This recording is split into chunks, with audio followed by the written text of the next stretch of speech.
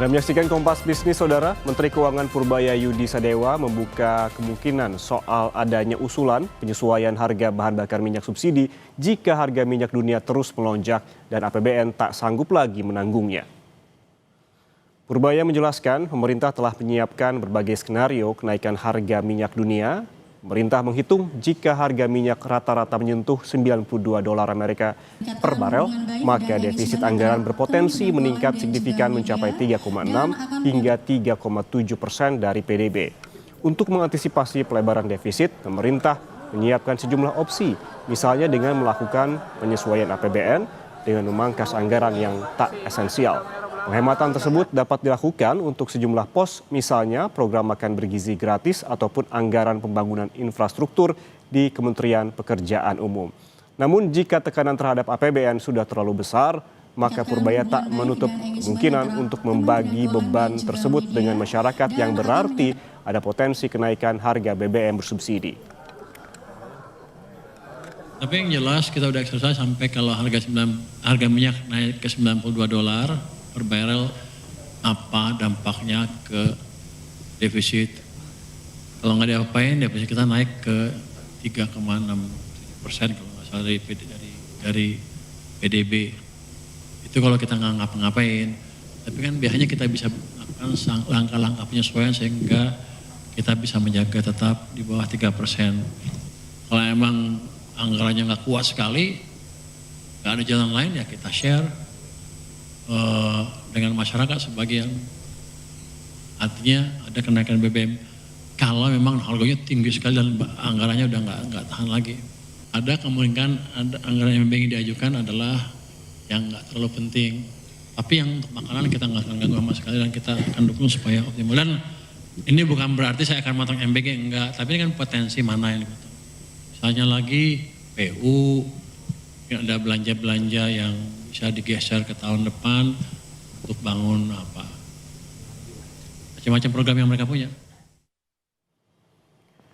Sejak serangan AS Israel pada 28 Februari lalu disusul ditutupnya Selat Hormuz, harga minyak mentah Brent ini terpantau terus naik. Pada penutupan perdagangan 2 Maret, harga minyak melonjak ke $77,74 AS per barel.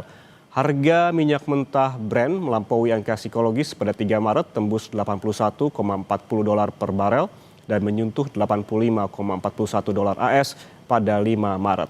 Kenaikan harga minyak kian tak terbendung menembus level $92,69 per barel pada penutupan perdagangan Jumat pekan lalu. Sementara kenaikan juga terjadi pada minyak mentah WTI. Pada penutupan perdagangan awal pekan, harga berada di level $71 per barel. Harga terus naik hingga menyentuh $74 per barel pada 3 dan 4 Maret. Kenaikan harga makin meroket pada 5 dan 6 Maret, masing-masing ditutup di harga $81 dan $90,90 AS per barel. Sementara itu, Saudara, sejumlah ekonom bertemu dengan Wakil Presiden ke-10 dan ke-12 Yusuf Kala di Jakarta untuk membahas dampak dari konflik di Timur Tengah terhadap ekonomi Indonesia. Dalam diskusi ini dibahas pemerintah perlu menentukan prioritas belanja negara agar ekonomi nasional tetap stabil di tengah ketidakpastian global. Pertemuan antara sejumlah ekonom dan Yusuf Kala ini membahas berbagai tantangan ekonomi nasional termasuk dampak dari konflik global yang berpotensi menekan perekonomian Indonesia. Yusuf Kala menyebut kondisi ekonomi saat ini dipengaruhi oleh faktor global, warisan kebijakan masa lalu, serta kebijakan pemerintah saat ini. Namun menurutnya, pemerintah tetap perlu menentukan prioritas pembangunan yang memberikan dampak nyata bagi masyarakat. Selain itu, JK juga menekankan pemerintah sebaiknya memprioritaskan program yang produktif untuk memperbaiki hidup masyarakat. Tapi intinya sederhana. Dalam kondisi di mana negeri mengalami ketidakseimbangan fiskal, artinya defisit besar, maka solusinya antara lain ya turunkan, pilih pembiayaan yang dapat memajukan negara, yang pembangunan dan masyarakat, dan bagaimana menaikkan penerimaan, itu aja. Jadi kita kembali lagi memilih prioritas. Harus memilih prioritas yang dapat memberikan suatu pertumbuhan yang baik untuk negeri ini. Kalau prioritasnya memang seperti contohnya bicara, embek itu penting. Beli alutsista penting, koperasi penting. Cuma ada yang lebih penting lagi. Cari yang lebih penting yang dapat yang bukan cari, memilih prioritas yang produktif yang dapat meningkatkan pertumbuhan, memperbaiki dan kehidupan ekonomi masyarakat. Kita bahas soal dampak perang Timur Tengah ke ekonomi dalam negeri. Untuk menyelamatkan APBN, mana yang lebih realistis, mengusulkan kenaikan BBM bersubsidi atau memangkas anggaran MBG? Kita bahas bersama ekonom Indef Abra Talatov. Selamat pagi Mas Abra. Selamat pagi, Mas Ian. Mas Abra, kemarin kan pemerintah menyinggung soal menaikkan harga BBM bersubsidi jika harga minyak dunia terus naik. Apakah menurut Anda menaikkan harga BBM adalah langkah yang tepat di tengah kondisi ekonomi saat ini? Ya, Mas Ian, tentu dinamika mengenai harga BBM ini sangat ditentukan dengan faktor beberapa variabel ya, misalnya dengan kenaikan harga minyak mentah, kemudian nilai tukar rupiah, dan juga bahkan kuota dari BBM subsidi itu sendiri. Nah, kalau kita melihat sekarang perkembangannya, eskalasi perang di Timur Tengah ini sudah masuk ke pekan kedua.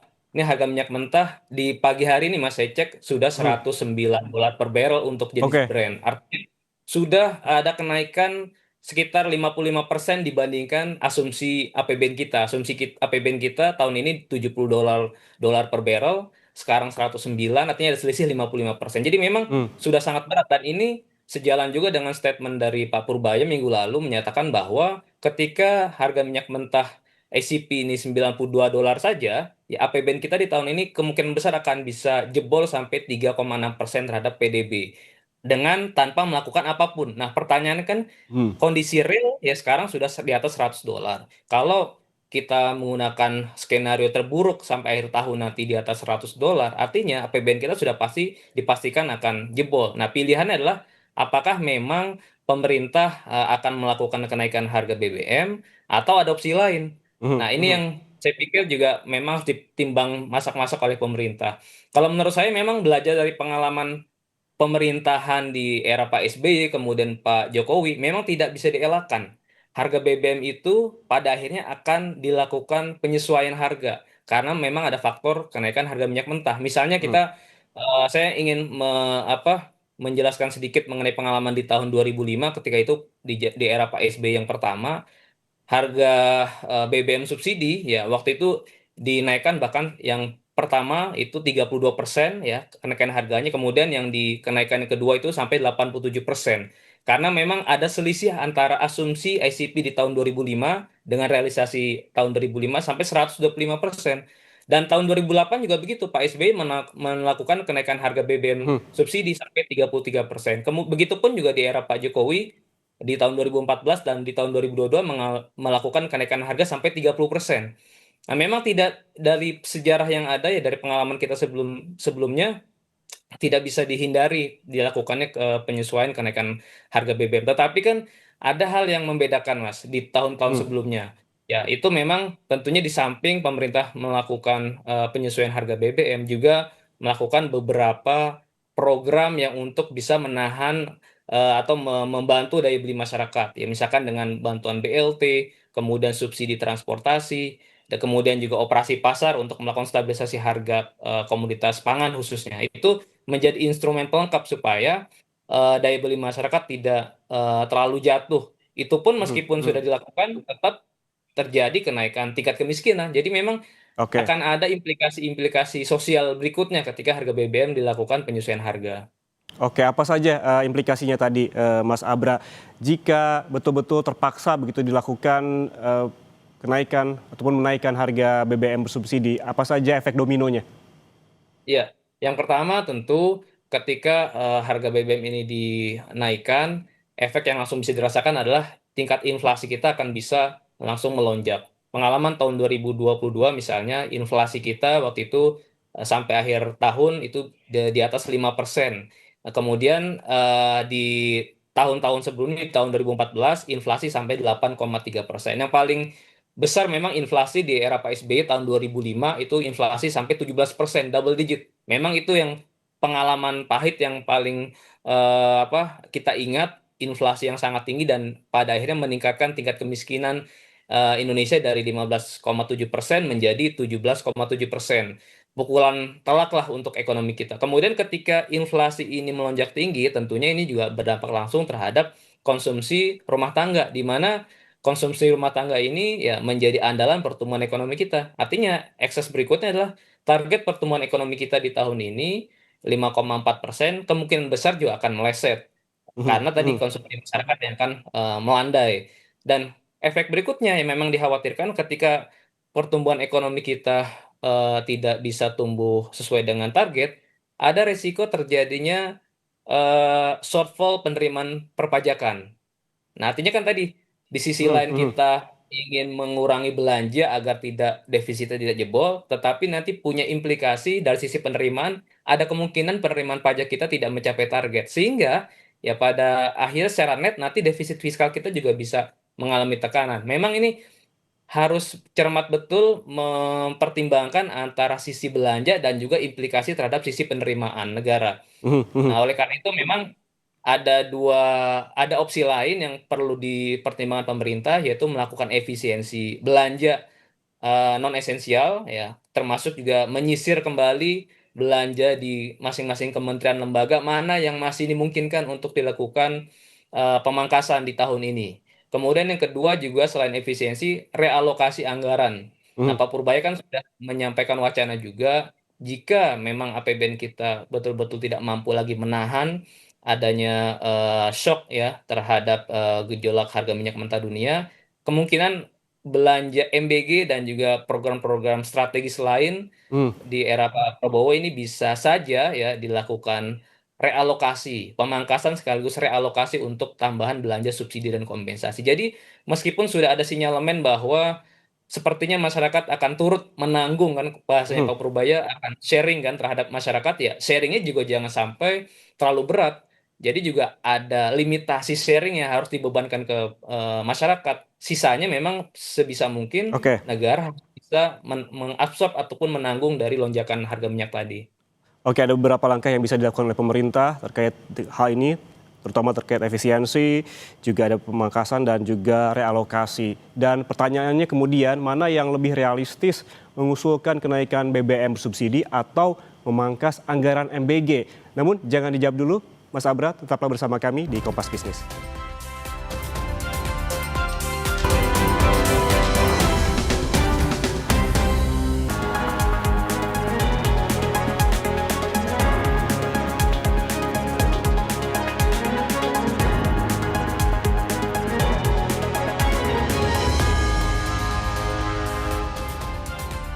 Anda masih bersama kami di Kompas Bisnis, Saudara, dan kita lanjutkan perbincangan bersama ekonom Indef, Abra Talatov. Mas Abra, menurut Anda mana yang lebih realistis, mengusulkan kenaikan BBM bersubsidi atau memangkas anggaran MBG di tengah kenaikan harga minyak mentah dunia? Ya, Mas, saya melihat bahwa ini sepertinya akan ada tahapan-tahapan penyesuaian kebijakan ya, Mas. Yang pertama memang pemerintah tentu perlu melihat dari sisi pos belanja yang lain, ya termasuk dalam hal ini adalah MBG untuk dilakukan realokasi tambahan subsidi dan kompensasi energi. Karena memang dari pos belanja-belanja yang lain yang paling memungkinkan di pangkas ataupun direalokasi adalah dari belanja MBG dan juga termasuk belanja barang dari kementerian lembaga yang lain. Yang Mhm, kedua, ketika nanti dimungkinkan dari anggaran sekitar 335 triliun tahun ini untuk MBG, misalnya dilakukan realokasi 10%, 20% secara bertahap ya untuk menambah alokasi subsidi energi. Kemudian nanti pada akhirnya harga minyak mentah masih akan terus meningkat ya di atas $120 misalnya. Itu nanti baru opsi yang kedua yaitu dengan melakukan penyesuaian harga. Jadi saya melihat penyesuaian harga BBM itu menjadi langkah terakhir, Mas. mhm, Langkah yang mhm, paling awal itu dilakukan tadi efisiensi dan realokasi. Yang kedua juga tidak kalah penting adalah melakukan pengendalian distribusi BBM subsidi. Karena tahun ini kan untuk kuota BBM subsidi jenis Pertalite itu sekitar 29 juta kiloliter, Hmm. kemudian untuk solar 18,6 juta kiloliter, itu kalau misalnya nanti distribusinya tidak mampu dikendalikan dan terjadi pertama shifting dari konsumen BBM non subsidi ke subsidi, kemudian terjadi kebocoran ataupun penimbunan, nah itu juga bisa memunculkan resiko lain. Jadi artinya juga yang hal kedua yang penting adalah pengendalian dan mempercepat ya mekanisme distribusi BBM itu menjadi tertutup ataupun targeted, tidak terbuka lagi seperti sekarang, agar betul-betul masyarakat bawah dan kelas menengah bawah itu yang berhak mengakses BBM subsidi. Hmm. Nah, Hmm. selanjutnya ketika itu sudah dilakukan, baru pemerintah punya opsi untuk melakukan penyesuaian harga BBM subsidi. Jadi betul-betul jangan sampai masyarakat bawah ini terkena pukulan yang berat, Mas, Hmm. dari adanya gejolak kenaikan harga BBM global. Oke, tadi soal realokasi anggaran MBG kan Mas Abra bilang pelan-pelan begitu, biasa 10% terlebih dahulu, kemudian dinaikkan ke 20%. Kalau kita lihat hitung-hitungannya bagaimana sih jika anggaran MBG ini direalokasi lebih detailnya, Mas? Ya. Ya, sebetulnya kan alokasi belanja subsidi energi tahun ini 210 triliun ya, Mas. Hmm. Artinya misalkan dengan alokasi MBG 330 triliun, ya kita bisa hemat 10% misalnya. Itu ada tambahan sekitar 33 triliun. Ya masih belum cukup adanya potensi tambahan subsidi, tapi itu paling tidak bisa menjadi langkah antisipasi pemerintah ketika nanti memang ada urgensi untuk menambah subsidi energi, itu dari pos mana saja. Nah, MBG ini menjadi salah satu, saya Hmm. katakan salah satu, bukan satu-satunya, salah satu pos yang dimungkinkan ya untuk dilakukannya realokasi. Yang kedua juga ada sebetulnya peluang menggunakan dana SAL, sisa anggaran Hmm. lebih Hmm. pemerintah yang tidak terpakai, yang tahun lalu kan sudah diinjeksi 200 triliun ke sistem perbankan kita oleh Pak Purbaya, dan tahun ini rencananya ada tambahan 100 triliun. Itu juga dana SAL dimungkinkan juga, Mas, untuk dimanfaatkan untuk menambah subsidi kompensasi energi. Jadi memang pemerintah masih ada ruang juga untuk melakukan otak-atik APBN kita agar Hmm. Hmm. tidak langsung tiba-tiba harga BBM dilakukan penyesuaian. Oke, kalau saya garis bawahi, artinya menurut Anda ini pemerintah harus mulai mengotak-atik skala prioritas belanja begitu ya, agar tidak tekor. Selain MBG juga Menteri Keuangan kemarin menyinggung soal belanja infrastruktur tuh, Mas. Iya, betul. Jadi pertama yang harus dilakukan pemerintah memang melakukan adjustment ulang ya. Bahkan kalau dalam kondisi ini dianggap sudah darurat, sebetulnya ya pemerintah bisa mempertimbangkan untuk melakukan APBN perubahan atau Hmm. revisi APBN seperti yang dilakukan di tahun-tahun sebelumnya gitu. Bahkan kan di era pandemi COVID-19 di tahun 2020 pemerintah mengeluarkan Perpres nomor 72 tahun 2020 yang kemudian menjadi Undang-Undang nomor 2 tahun 2020 yang memperbolehkan defisit fiskal kita lebih dari 3% terhadap GDP Hmm. pada 3 tahun ya, dari 2021 sampai 2023. Waktu itu memang kondisinya ada kedaruratan karena adanya pandemi COVID, adanya kebutuhan belanja yang besar, adanya resiko penerimaan pajak yang rendah, sehingga dikeluarkanlah Perpres ataupun Undang-Undang Keuangan Negara tadi. Jadi itu barangkali juga bisa menjadi opsi terakhir Hmm. yang akan disepakati oleh pemerintah dengan DPR, tetapi lagi-lagi itu pun memiliki resiko tersendiri. Ketika pemerintah nanti mengambil opsi melakukan pelebaran defisit ya dengan mengeluarkan Perpres tadi, itu nanti juga investor dan juga lembaga pemerintah akan melihat resikonya Hmm. buat kita. Karena kondisi sekarang saja dengan defisit kita dijaga maksimal 3% terhadap PDB, beberapa lembaga sudah menyoroti mengenai ketahanan fiskal kita. Dilihat dari indikator penerimaan perpajakan kita yang rendah dan juga resiko utang pemerintah yang dikhawatirkan tidak stabil gitu. Nah, oleh Oke. karena itu memang pemerintah harus sangat hati-hati Hmm. sekali Hmm. untuk melakukan manuver fiskal di tahun 2026 ini. Oke, Mas Abra, jika memang langkah efisiensi dan juga realokasi ini diambil begitu, langkah awalnya tuh harus dimulai dari mana dulu? Apakah dari evaluasi program dan juga spending review agar anggaran ini fokus pada program dengan dampak ekonomi besar dan juga mendorong produktivitas begitu?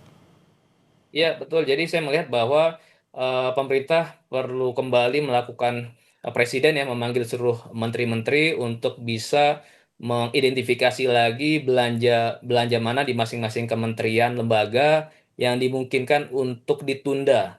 Ya, ataupun dibatalkan di anggaran tahun ini. Nah, jadi masing-masing kementerian lembaga dulu tuh melakukan usulan adanya efisiensi.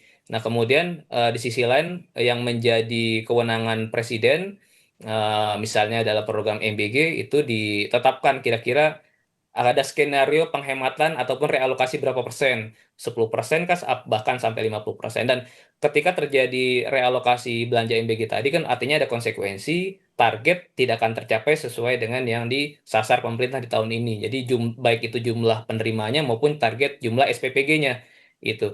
Yang kemudian yang kedua juga eh, barangkali juga pemerintah bisa mulai melakukan review bahwa untuk MBG ini memang diprioritaskan untuk siswa yang tidak mampu, paling tidak di desil 1 sampai desil 6 gitu, dari keluarga yang tidak mampu ataupun kelas menengah bawah. Jadi tidak dipukul rata untuk seluruh siswa. Nah, Hmm. kemudian berikutnya ketika sudah dilakukan penyisiran efisiensi belanja kementerian lembaga, ya pemerintah baru melakukan prediksi atau proyeksi ulang mengenai target penerimaan negara, karena kan tadi adanya resiko penerimaan pajak yang juga akan terpukul. Jadi dua, dari sisi belanja dan dari sisi proyeksi ulang terhadap penerimaan negara. Nah, baru dari Hmm. situ kita kelihatan defisitnya kira-kira apakah masih akan berpotensi tembus 3% terhadap PDB atau masih di bawah 3%. Nah, baru opsi terakhir, worst scenario, ketika harga minyak mentah betul-betul tidak bisa dikendalikan, bahkan tembus lebih dari $150 per barrel. Nah, kira-kira apa langkah yang lain yang akan dilakukan pemerintah? Tadi, ketika sudah dilakukan hal-hal penghematan dan relokasi, ternyata masih tidak cukup, maka barangkali ya tadi mengeluarkan Perpres ataupun Undang-Undang Keuangan Negara yang memperbolehkan defisit lebih dari 3% sampai level tertentu, misalnya 4 atau 5%, dengan adanya kesepakatan politik antara eksekutif Hmm. dengan Oke. parlemen, itu bisa dilakukan sebagai jalan terakhir, Hmm, Mas. hmm, hmm. Jadi melebarkan defisit ini menjadi worst scenario, tapi ada bisa digarisbawahi terkait skala prioritas begitu ya. Melihat dulu KL begitu, kementerian dan juga lembaga melihat belanja yang bisa ditunda atau juga dibatalkan, dan juga review MBG yang memungkinkan bagi prioritas siswa yang miskin begitu. Terima kasih Ekonom Indef Abra Talatov atas waktunya bersama kami di Kompas Bisnis. Sehat selalu. Terima kasih, Mas Yan.